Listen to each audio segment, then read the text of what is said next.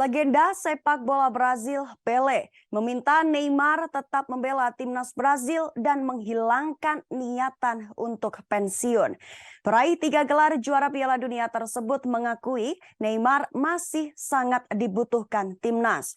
Masa depan Neymar bersama timnas Brazil masih samar selepas kegagalannya melangkah lebih jauh di pentas Piala Dunia 2022.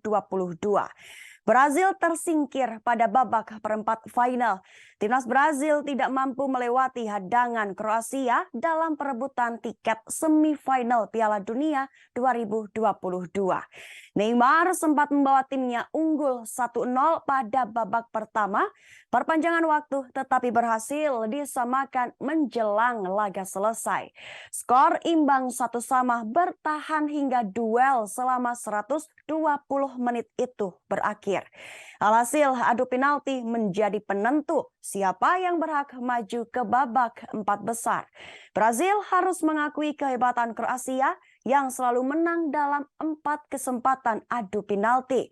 Hal itulah yang membuat Neymar frustasi dan muncul rumor ia akan pensiun dari ajang internasional.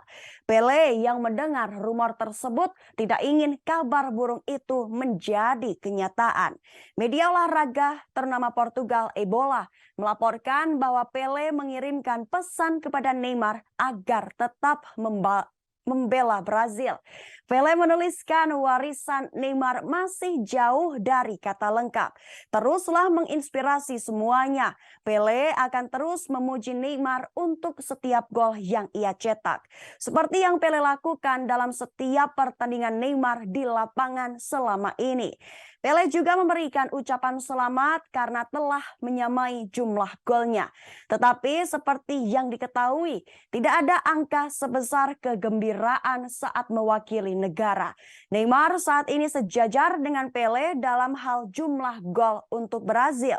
Satu lesakannya ke gawang Kroasia membuat penyerang 30 tahun tersebut telah mengoleksi 77 gol menyamai pencapaian Pelé. Namun supporter Brazil diliputi kekhawatiran takkan pernah melihat lagi Neymar beraksi di lapangan hijau mengenakan seragam kuning yang merupakan warna kebesaran Brazil.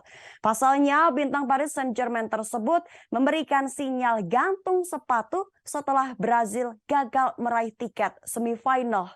Mantan penyerang Barcelona ini menambahkan dirinya perlu berpikir lagi terkait apa yang tepat untuk dirinya dan timnas Brazil ke depannya.